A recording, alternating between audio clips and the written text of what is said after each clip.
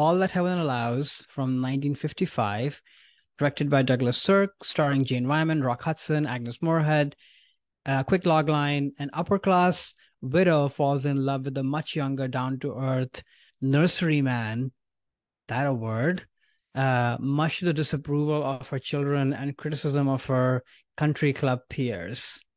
So, in a previous episode, we covered this movie, Far From Heaven, which is a bit of an homage to this movie. That's sort of how I got to this movie. And Far From Heaven is one of my favorite films. We talked about it on the podcast. So, but this movie specifically is on my fall list because I think it does, to me, exemplify what I was just talking about, which is the slight melancholic feeling that fall brings. Mm-hmm. It is very beautiful. It is cozy, but there is a chill and a cold to what the main character is experiencing, literally, but also in the ecosystem. And I think both these movies, Far From Heaven Allows, All That Heaven Allows, both have that. So whenever I think of fall and I'm thinking about sort of the more melancholic, slightly sadder feelings that I do associate with fall as well, which I like. I think of this movie and Far From Heaven. That's why this is on my list. You touched on this a little bit. I think this movie at the center, I mean, this movie is about many, many things, of course, but, class and what have you, your relationship with their children, finding love at a certain point in your life. But at the core of it, I think this movie is a very reflective movie about how do you see yourself? Mm-hmm. How much do you value how others see you and think about you? And then ultimately, what choices are you going to make to make yourself happy? And what drives you? What are those motivations? So I think it's a very reflective film, which, like you touched on a little bit ago, fall is that. There's a very reflective quality to it. The year is over. I personally start getting into that headspace of what have I done this year? Have I accomplished everything? What relationships, do I value? What could I have done differently? Was I nice? Was I good? All of that. So I think this movie has a lot of those resonances with me.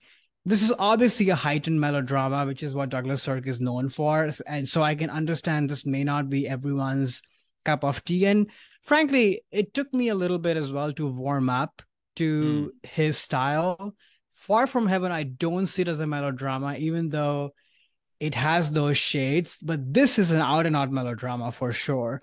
But I think after a few viewings, it's so interesting to me that in its grandeur and melodrama, there is sort of a sense of place and almost transportive quality to it that after a while you sort of, at least I don't pay much attention to the histrionics. You really start to pay attention to these deeper themes. And I think a lot of it is anchored on how he casts his movie. Like there's always, a very fully rounded female character at the center of the movie, sometimes more than one.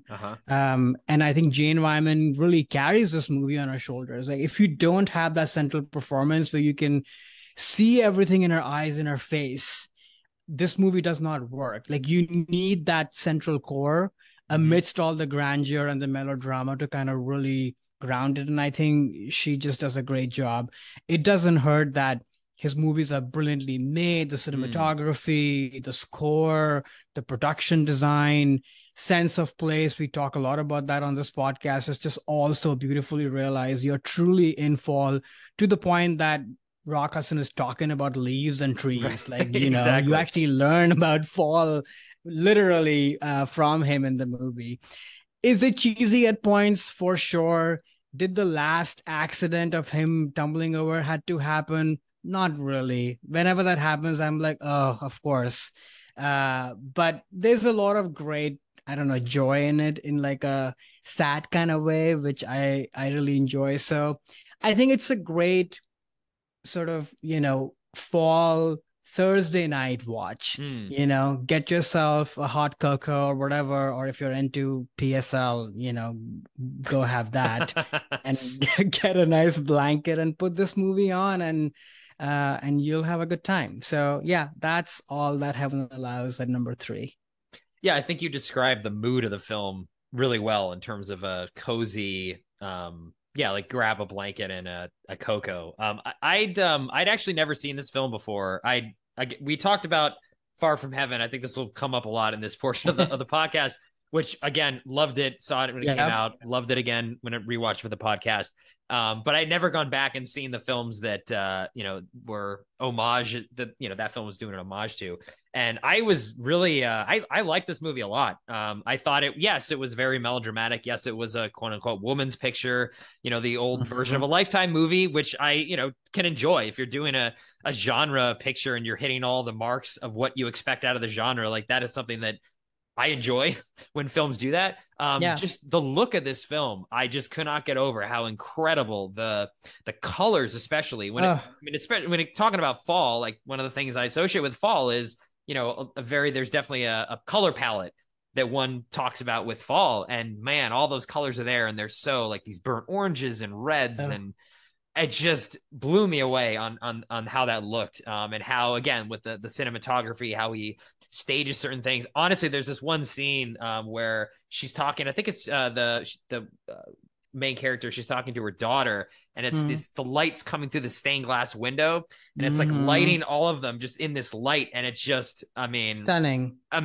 was like, wow. So visually, which is a big thing for me when I look at and enjoy a movie, I'm just curious about, or no, it affects me in terms of how it looks. And gosh, the technicolor in this, some of the best I've seen in a film. I also like the themes of being kind of trapped by this suburban expectations of what it Hmm. was like to be living in the 50s. I thought was a good tale. It's always nice to see, or I always connect with movies about suburbia being kind of not this paradise, but more like a trap and a prison because of various things. And I think that this movie touches on all that stuff. I mean, no, again, not to compare it to Far From Heaven. I do think Far From Heaven, because of the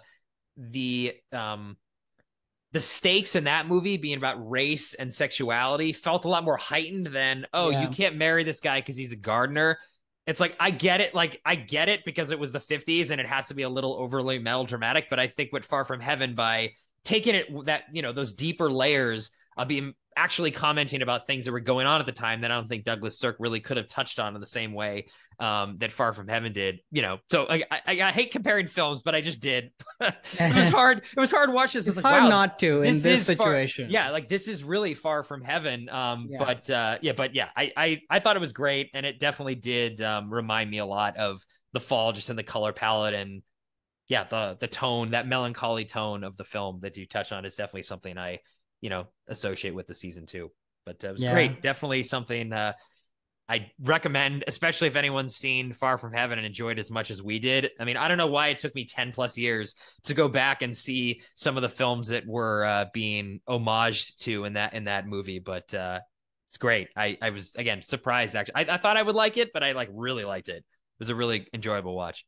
I'm surprised and glad that you liked it that much because, like I said, it took a while for me to warm up to this movie. I've seen it a few times Mm-hmm. only because of the Far From Heaven connection. So, and I finally sort of got it. I kind of locked into it because I found it hard to kind of get past the melodrama Ah, initially. yeah. But I'm so glad that you liked it. And um, on the color thing, like not only the colors of the topography, but also like the rooms and the Oh, dresses and oh yeah. everything. Like it's just so lush. Like imagine watching this on, the big screen. I kept thinking about when this movie would have come out in 55. It's very present day, Mm-hmm. when all this stuff is happening. Oh Like, yeah. so you're going there in this beautiful like cinema palace sort of place, all dressed up, watching this movie. And especially if you come from like a slightly affluent or suburban area, like it must have really hit home, but also started a conversation after the Mm-hmm. movie while everybody's all dressed up. And I always think of that, where would people go after this movie? Are they going to go to some, like, I don't know, cocktail lounge or something, or maybe Yeah. it's somebody's place? Like the parties that you see in this movie, they feel so real. I mean, they are, because they're of that time. Right, The right. parties are amazing. I kind of want to be at one of those parties, although maybe not. But yeah. Yeah, no, totally. It is definitely very like transportive in a way that like I'm sure it wasn't exactly like that. Like it seems like a heightened sort of reality Yeah. through a bit of rose-colored glasses, but at the same time, like these I think a lot of the themes that the film touches on about just being trapped as a especially as a woman in the 50s where, you know, as a divorcee like she was, like you can't do certain things and laws were different back then in terms of what women, you Mm-hmm. know, couldn't control in terms of finances and again expectations of the town. And I just thought it was great. A lot of stuff going on. That's when the children, we don't even talk about them, but Oh yeah.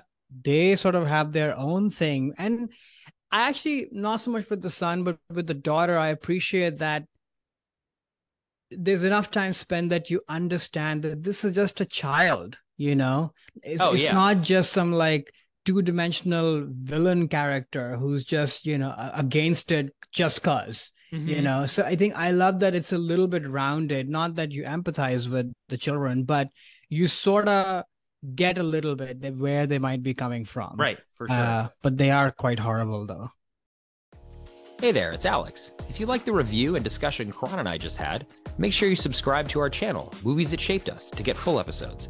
Every other Wednesday, Karan and I cover a topic around important people, places, events, and moments in our lives, and then explore it through 3 of our favorite movies. Subscribe right now, or follow our podcast on Spotify or Apple Podcasts via the link in the description below. Hope you join us for the journey.